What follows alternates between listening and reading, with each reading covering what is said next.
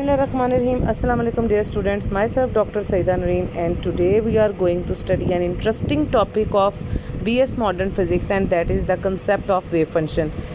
सबसे पहले ये है कि वेव फंक्शन क्या होता है. Wave function is basically use to define the wave, to describe the wave.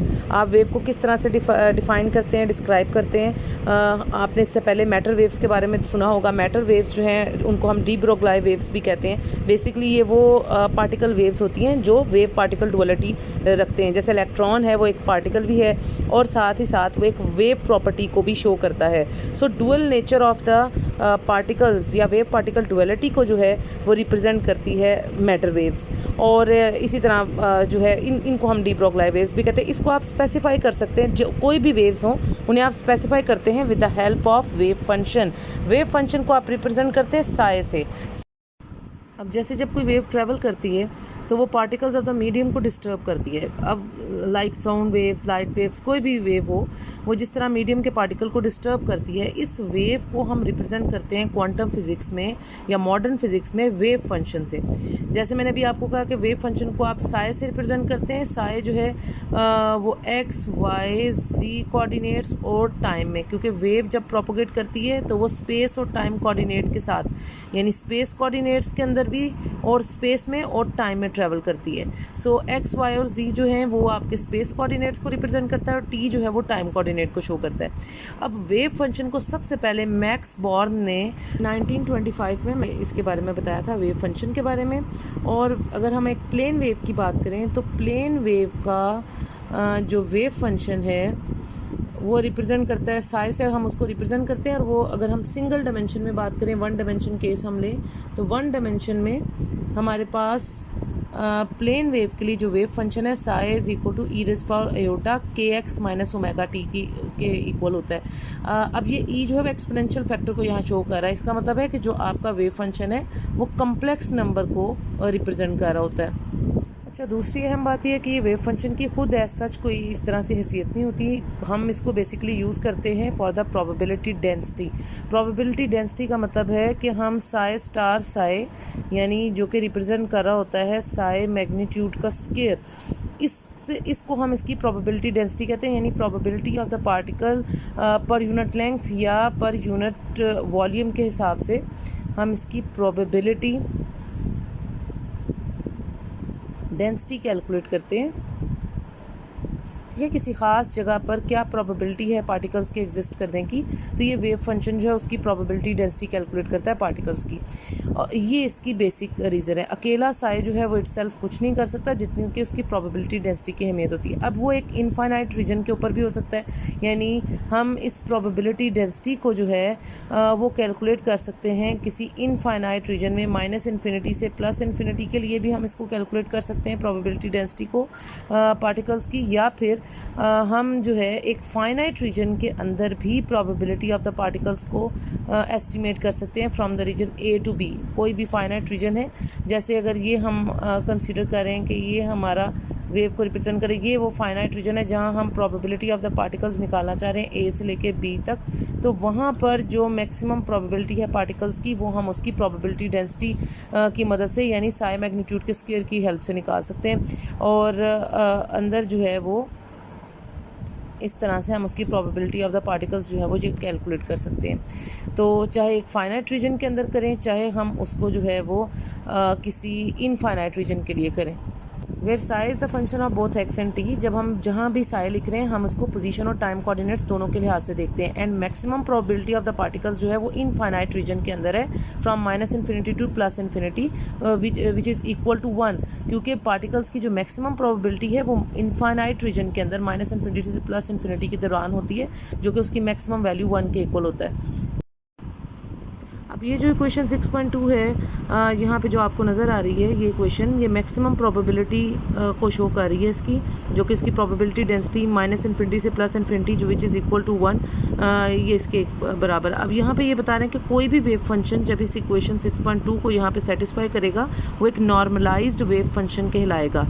So normalisation जो है is simply a statement that a particle can be found somewhere with in the certainty, यानी आप claim कर सकते हैं कि यकीन के साथ कि कहीं ना कहीं इस रीजन के बीच में वो पार्टिकल जो है -∞ से +∞ रीजन में वो पार्टिकल एग्जिस्ट करता है, ये आप सर्टेनिटी के साथ कह सकते हैं। तो ये एक नॉर्मलाइज्ड वेव फंक्शन, जो भी वेव फंक्शन इसको ओबे करेगा इस इक्वेशन को और सेटिस्फाई करेगा, वो एक नॉर्मलाइज्ड वेव फंक्शन कहलाएगा। अब the fundamental problem of the quantum mechanics is this that the given wave function at some initial instant, यानी इनिशियल इंस्टेंट का मतलब है से time t is equal to 0, जो उसके इनिशियल टाइम है, अगर आप उस पर एक वेव फंक्शन लेते हैं, find the wave function at any subsequent time t, और उसके बाद फिर आप एक वेव फंक्शन कैलकुलेट करते हैं किसी टाइम t के ऊपर। तो द वेव फंक्शन जो कि initial time t is equal to 0 के ऊपर है, psi of x0 represents the initial information, वो उस वेव की इनिशियल इन्फॉर्मेशन आपको देगा। That must be specified. Once this is known, however, the wave propagates according to the prescribed laws of nature.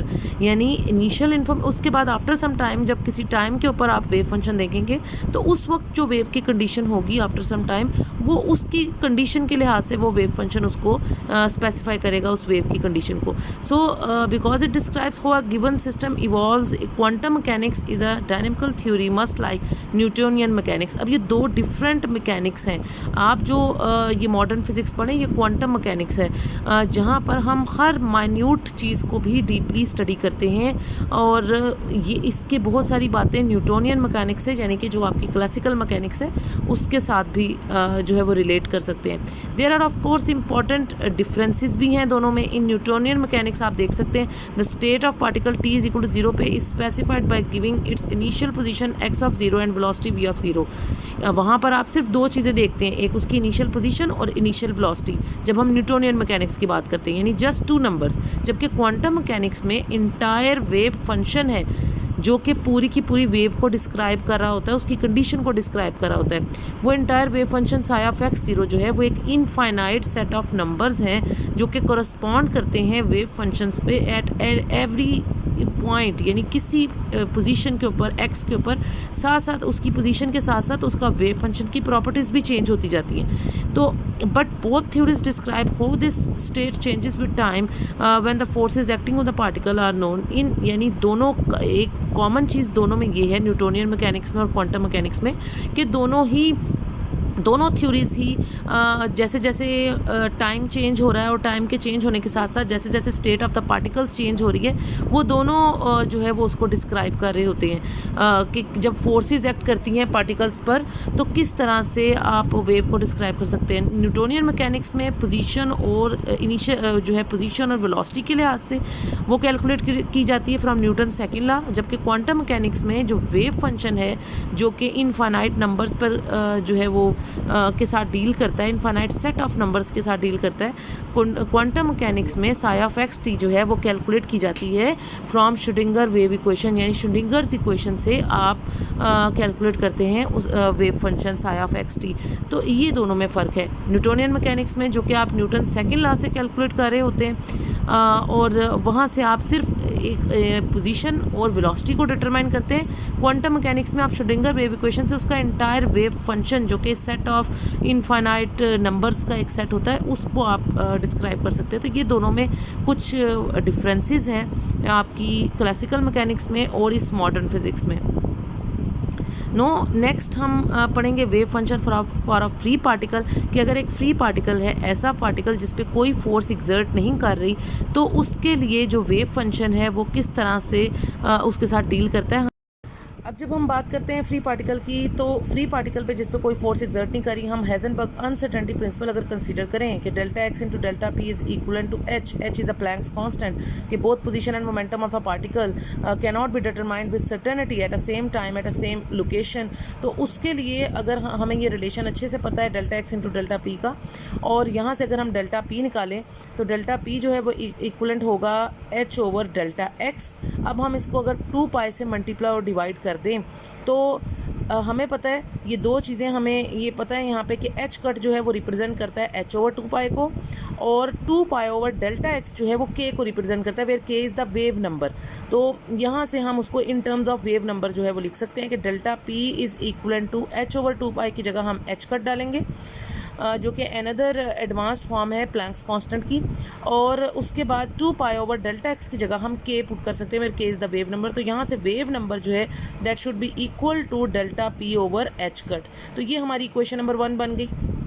ठीक है, अब इसके साथ फर्दर हम हेजनबर्ग अनसर्टेनिटी प्रिंसिपल को हमने इस फॉर्म में भी देखा हुआ है कि एनर्जी और टाइम का जो रिलेशन है कि बोथ एनर्जी एंड टाइम जो है वो भी with certainty at a same time जो है वो आप कैलकुलेट नहीं कर सकते। तो delta E into delta t is equal to h, h is the Planck's constant, वही प्लैंक्स कांस्टेंट जो हमने पीछे जिसकी बात की है। और इसकी वैल्यू भी आपको अगर नहीं याद तो मैं बता देती हूँ कि ये जो प्लैंक्स कांस्टेंट है इसकी वैल्यू होती है 6.673 इंटू 10 पावर -34 जूल सेकंड। ये इसकी कांस्टेंट की वैल्यू होती है एच की, प्लैंक्स कांस्टेंट की।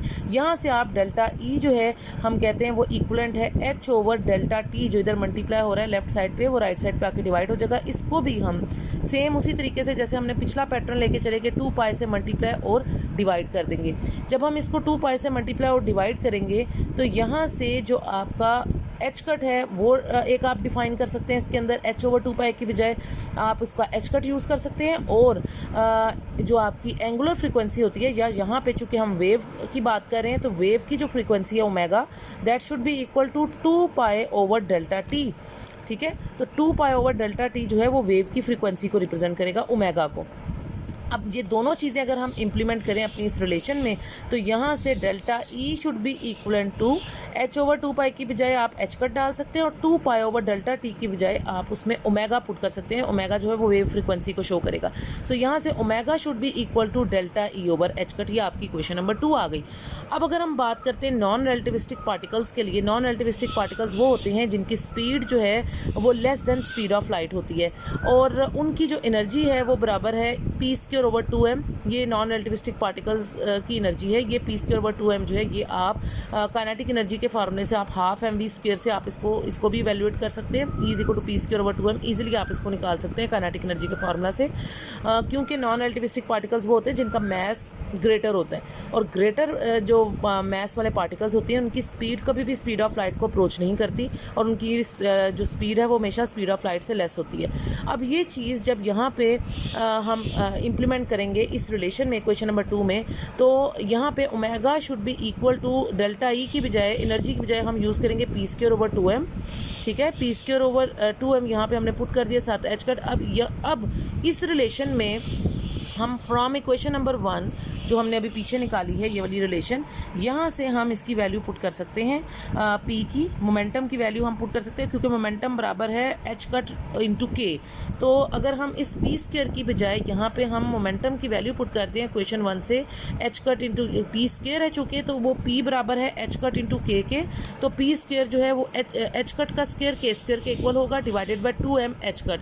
अब एक एच कट कैंसिल आउट हो जाएगा और हमारे पास ओमेगा की रिलेशन रहेगी के square H cut over 2m। तो ये हमारे पास हमने बेसिकली वेव की फ्रीक्वेंसी कैलकुलेट कर ली है in terms of wave number.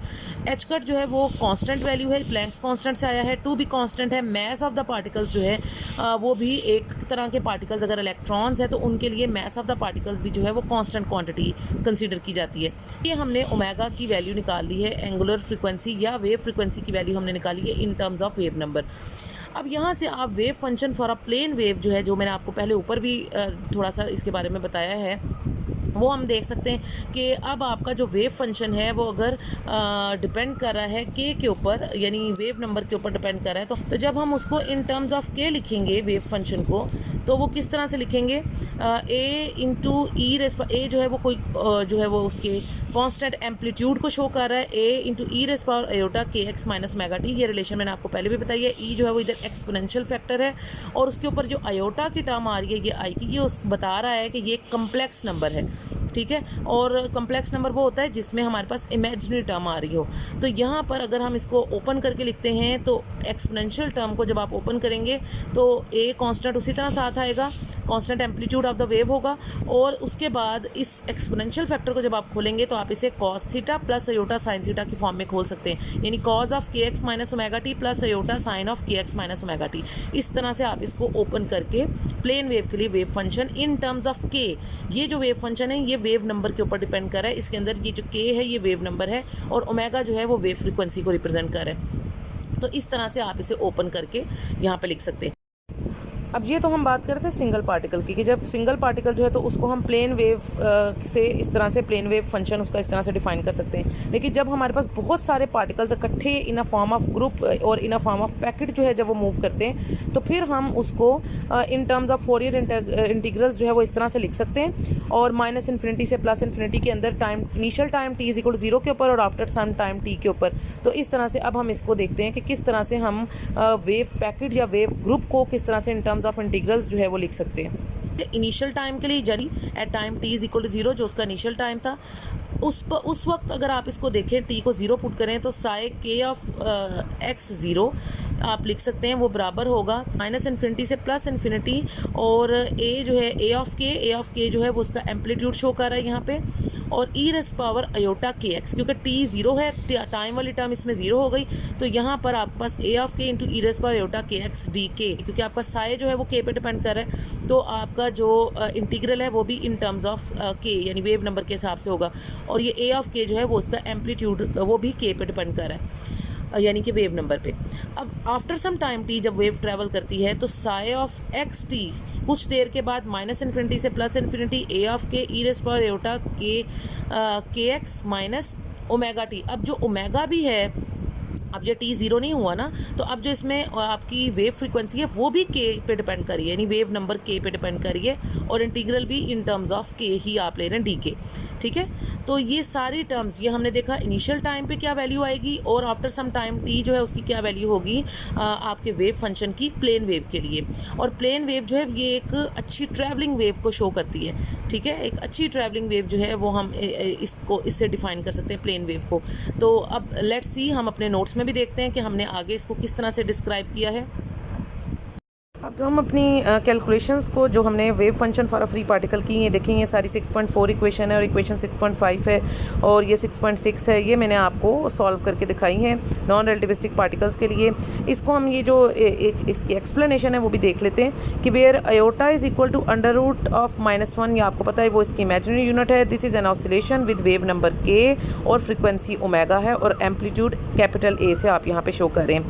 Because the variables x and t occurs only in the combination के x minus omega t, x और टी इस कॉम्बिनेशन में आपको नज़र आ रहे हैं। इसके अंदर जो आपकी साइ है, जो आपका वेव फंक्शन है उसके अंदर the oscillation is a travelling wave, और चूँकि ये इस कॉम्बिनेशन में है के एक्स माइनस ओमेगा टी में, इसीलिए ये जो ऑसिलेशन है इधर ये एक ट्रैवलिंग वेव को शो कर रही है as befits a free particle in motion, और ये आपको बता रही है कि फ्री पार्टिकल्स किस तरह से मूव करते हैं। Further the particles combination express the equation, ये जो आपको नज़र आ रही है equation number 6.6 is that of a plane wave, ये एक प्लेन वेव की इक्वेशन है। मैंने आपको इसको सॉल्व करना बताया है कि किस तरह आपने इसको निकाला। For which the probability density, जिसके लिए जो आपकी प्रोबेबिलिटी डेंसिटी है साइ मैग्नीट्यूड का square should be equal to A square is uniform, यानी ये कांस्टेंट होगा। इस वक्त जो इसकी प्रोबेबिलिटी डेंसिटी जब आप निकालेंगे इस इक्वेशन 6.6 से, तो साइ स्टार साइ जो मैंने आपको तरीका बताया प्रोबेबिलिटी डेंसिटी निकालने का, तो वो ए स्क्वायर के बराबर होगा। ठीक है, यानी ये वो एक यूनिफॉर्म यानी एक कांस्टेंट क्वांटिटी को रिप्रेजेंट करेगा। This is the probability of finding this particle in any interval of the x axis the same as that for the any other interval of each length. जब amplitude constant हो जाता है तो इसका मतलब है उसकी पीक में कोई चेंज नहीं आता फॉर अ सिंगल पार्टिकल, लेकिन ये बात हम कर रहे हैं फॉर अ सिंगल पार्टिकल। ठीक है, कि जब एम्पलीट्यूड आपका कांस्टेंट होता है तो ये जो आपका एम्पलीट्यूड कांस्टेंट है सिंगल पार्टिकल के लिए। लेकिन उसके बाद जब मैंने आपको कहा कि एम्पलीट्यूड जो है वो के पे डिपेंड करे, ये देखें इस फिगर में 6.3 में जो पहली पीक है वो इनिशियल टाइम के लिहाज से बनाई गई है, psi of x 0 at time t is equal to 0 पे शो की गई है। और उसके बाद आफ्टर सम टाइम आप देख रहे हैं कि साइ ऑफ एक्स टी उस जब वेव ट्रैवल करना शुरू होती है तो हर पार्टिकल की अपनी एक फेज़ वेलोसिटी होती है, और जब वो उस फेज़ वेलोसिटी से आगे आगे मूव कर रहा है तो आप देख रहे हैं उसकी पीक में यानी उसके एम्पलीट्यूड में फ़र्क आ रहा है।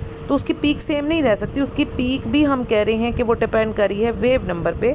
यानी आप ये देख रहे हैं ए ऑफ के जो थर्ड इस ग्राफ है सी वाला, वो ए ऑफ के का ग्राफ है विद रिस्पेक्ट टू डेल्टा के, यानी वेव नंबर के लिहाज से आप देख रहे हैं कि पार्टिकल्स जो हैं वो किस तरह से उसका जो एम्पलीट्यूड है वो चेंज हो रहा है with respect to wave number. तो ये थर्ड वाले ग्राफ में आपको शो करें। अच्छा, अब ये चीज़ वो यहाँ पे आपको बता रहे हैं कि the plane wave is the simplest travelling wave form with this property it expresses, जैसे मैंने आपको कहा एक सबसे आसान जो सिंपलेस्ट ट्रैवलिंग वेव फॉर्म है वो आपकी एक प्लेन वेव है। और ये reasonable notion that there is no special places for the free particle to be found, कोई ख़ास जगह नहीं है जहाँ पे फ्री पार्टिकल जो है वो पाए जाएँ। The particle's location is completely unknown at time t is equal to 0, यानी इनिशियल टाइम पे आप उसकी पार्टिकल की लोकेशन के बारे में कुछ नहीं कह सकते। ये जो पहला ग्राफ है आपका, ये पार्टिकल को लोकेट नहीं करता and remain so for all the time, however its momentum and energy are known precisely. ये वही हेजनबर्ग अनसर्टेनिटी की बात आ गई। इनिशियल टाइम पे चूँकि हम कह रहे हैं कि हम पार्टिकल को की लोकेशन यानी पोजीशन जो है वो अननोन है, तो उस वक्त उसकी मोमेंटम और एनर्जी जो है वो दोनों आप लोकेट कर सकते हैं, यानी वो दोनों आपके लिए नोन होंगी प्रिसाइजली, सर्टेनिटी के साथ। आप उसकी momentum p is equal to h cut k और उसकी energy E is equal to h cut omega, ये दोनों मैंने आपको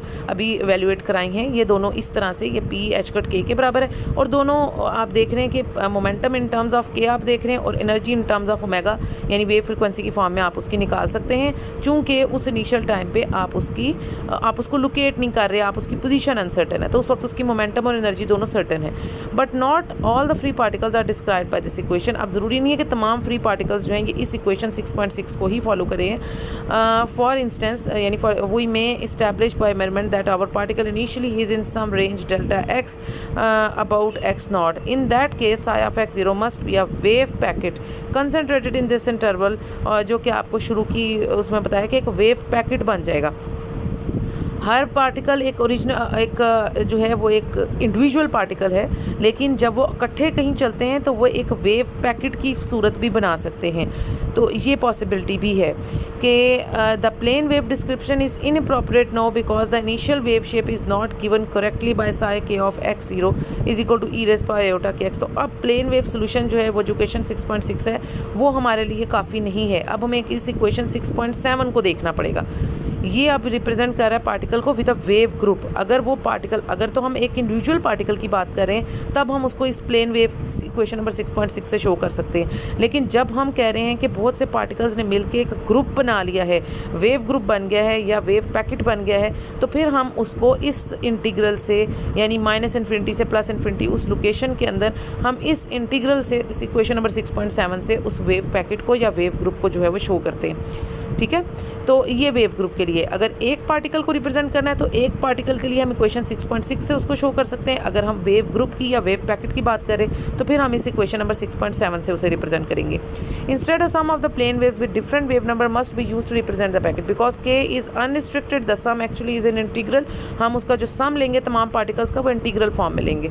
ठीक है, अब the coefficient a of k specifically the amplitude of the plane wave with wave number k, वो के पे डिपेंड कर रहा है in the mixture and are chosen to reproduce the individual wave form, और वो उसकी इंडिविजुअल वेव शेप या individual wave form जो है वो उसको इनिशियल जो उसकी फॉर्म थी, ये देखें शुरू में जो उसकी वेव शेप थी, आखिर में उसने अपनी वही वेव शेप जो है वो एंड पे इनिशियल वेव शेप जो है वो गेन कर लेगा।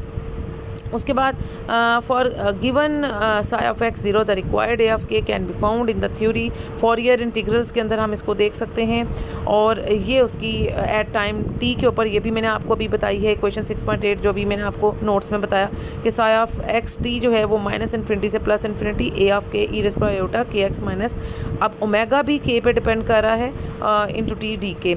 और ये दोनों सोल्यूशंस हम तब बता रहे हैं फॉरियर इंटीग्रल से आप इसको देख सकते हैं। ये जब हम वेव ग्रुप की बात करें, वेव पैकेट की बात करें, अदरवाइज़ अगर हम सिर्फ एक पार्टिकल की बात करें तो इक्वेशन नंबर 6.6, अदरवाइज अगर हम वेव ग्रुप और वेव पैकेट की बात करें तो फिर हम इक्वेशन 6.7 और इक्वेशन 6.8 जो है वो यूज़ करते हैं। Notice that the initial data are used only to establish the amplitudes a of के।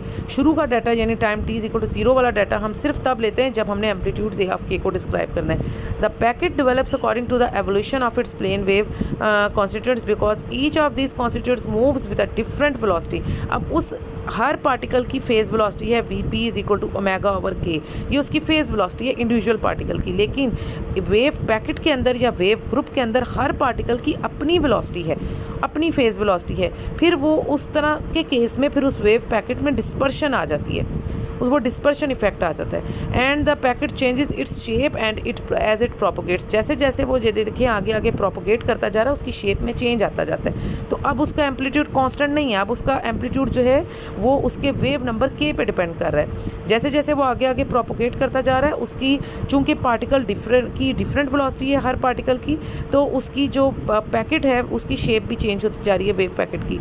The speed of the propagation of the wave packet as a whole is given by the group velocity, और फिर हम उसको उसकी group velocity से पूरे wave packet की velocity यानी d omega over d k, यानी हम डिफरेंशियल ले लेते हैं। अगर आपके पास उसकी फेज वेलोसिटी है VP which is equal to omega over k, तो अगर आप उसका डेरिवेटिव ले लें तो वहाँ से हम उसकी ग्रुप वेलोसिटी को बता सकते हैं कि ग्रुप वेलोसिटी जो है वो डी ओमेगा ओवर डी के को रिप्रेजेंट कर रहा है of the plane waves forming the packet. तो ये question 6.8 no longer describes a particle with precise values of the momentum and energy. अब ये क्वेश्चन 6.8 जो है वो उसकी मोमेंटम और एनर्जी को उस तरह से डिस्क्राइब वो प्रिसाइजली नहीं कर सक रहा जैसे हम क्वेश्चन 6.6 से कह रहे थे कि उसकी मोमेंटम और एनर्जी को वो डिस्क्राइब कर सकता था प्रिसाइजली। अब वो चूँकि ग्रुप वेलोसिटी की बात करें हम और वेव पैकेट और वेव ग्रुप की बात करें, तो अब वो उसकी ये जो क्वेश्चन 6.8 है ये उसकी एनर्जी और मोमेंटम को प्रिसाइजली डिस्क्राइब नहीं कर सकता जैसे पहले कह रहा था। So to contrast a wave packet that is localize the particle, यानी लेकिन अब अगर आप उसकी एनर्जी और मोमेंटम नहीं डिस्क्राइब कर रहे प्रिसाइजली, इसका मतलब है कि वो लोकलाइज हो गया पार्टिकल, यानी अब आप उसकी पोजीशन को लोकेट कर सकते हैं, क्योंकि एक वक्त में या आप उसकी मोमेंटम लोकेट कर सकते हैं या उसकी पोजीशन। तो इस वक्त अब आप उसकी पोजीशन को लोकेट कर सकते हैं, अब आप उसकी मोमेंटम और जो एनर्जी है वो प्रिसाइजली नहीं बता सकते।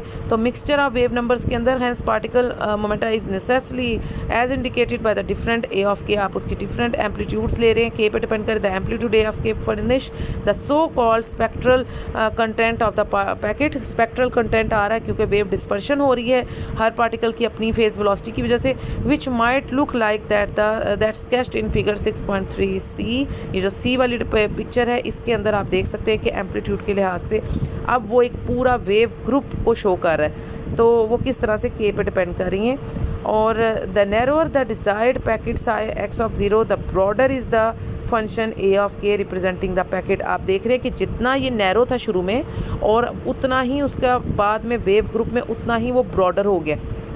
शुरू में वो जितना नैरो कर्व था, नैरो पीक थी, उतनी ही ज़्यादा ब्रॉडर हो गई है जब हम देख रहे हैं। तो ये उन्होंने बताया कि जितना नैरो डिज़ायर्ड जो आपका पैकेट था शुरू में इनिशियल स्टेज पे साई ऑफ एक्स 0 पे, उतना ही उसका ब्रॉडर फंक्शन आया है ए ऑफ के रिप्रेजेंटिंग जो उसके वेव पैकेट को रिप्रेजेंट कर रहा है। If delta x denotes the packet width and delta k the extent of the corresponding a of k, one can find the product always is a number of the order unity that is delta x into delta k को अगर आप आपस में, क्योंकि ये आप याद रखें कि एक्स और के अभी मैंने आपको बताया डेरिवेशन में भी कि के जो है डेल्टा के वो इक्वल वो बराबर होता है 2 पाई ओवर डेल्टा एक्स के। तो अगर हम 2 पाई कांस्टेंट को थोड़ी देर के लिए इग्नोर कर दें तो डेल्टा एक्स और डेल्टा के आपस में एक दूसरे के रेसिप्रोकल्स हैं। सो दैट्स वाई जब आप इनका प्रोडक्ट कंसीडर करते हैं डेल्टा एक्स इंटू डेल्टा के, तो ये हमेशा इक्वल टू 1 आएगा। So together with P is equal to h cut k, this implies an uncertainty principle आपका जो है कि delta x into delta p जो है वो इक्वल टू एच कट है। यह आपके अनसर्टेनिटी प्रिंसिपल को डिस्क्राइब कर देगा कि अगर आप इसको जो है वो मोमेंटम के साथ लेके चलें, क्योंकि मोमेंटम आपका इक्वल है एच कट के, तो यहाँ से आप डेल्टा के की बजाय अगर आप इधर जो है के की वैल्यू पुट कर दें पी ओवर एच कट के, तो यहाँ से आप हेजरबर्ग अनसर्टेनिटी को रीडिफाइन कर सकते हैं। तो ये था आपका वेव फंक्शन को हमने फ्री पार्टिकल के लिए देखा, प्लेन वेव की सूरत में भी, सिंगल पार्टिकल के लिए, और फिर जब हम उसको वेव ग्रुप और वेव पैकेट की फॉर्म में देख रहे थे तो क्वेश्चन नंबर 6.7 और 6.8 भी हमने देखी। इंशाल्लाह नेक्स्ट लेक्चर में मैं आपको वेव फंक्शन बताऊंगी in the presence of forces, कि जब फोर्स एग्जिस्ट करती है उस वक्त, अभी तो हमने बगैर किसी फोर्स के हमने देखा वेव फंक्शंस कैसे आप उनको एवेल्यूएट कर सकते हैं। नेक्स्ट लेक्चर में इंशाल्लाह मैं वेव फंक्शंस आपको बताऊंगी in the presence of forces किस तरह डील कर सकते हैं, और उस वक्त शुडिंगर वेव इक्वेशन का क्या पार्ट है वो भी हम देखेंगे इंशाल्लाह अपने नेक्स्ट लेक्चर में। आई होप आज हमने जितनी बातें की हैं आपने इसको अच्छे से अंडरस्टैंड किया होगा। फिर भी अगर कोई मसला हो और कोई बात आपको ठीक से समझ में ना आई हो तो you can comment me in the comment section. Until the next lecture अपना बहुत सा ख्याल रखें, दुआ में याद रखें। That's all for today, students. If you have not yet subscribed my channel, then subscribe my channel now. You can also share my channel and press the bell icon for future notifications. If you really like my lecture, then press the like icon also. Until the next lecture, take care. Allah Hafiz.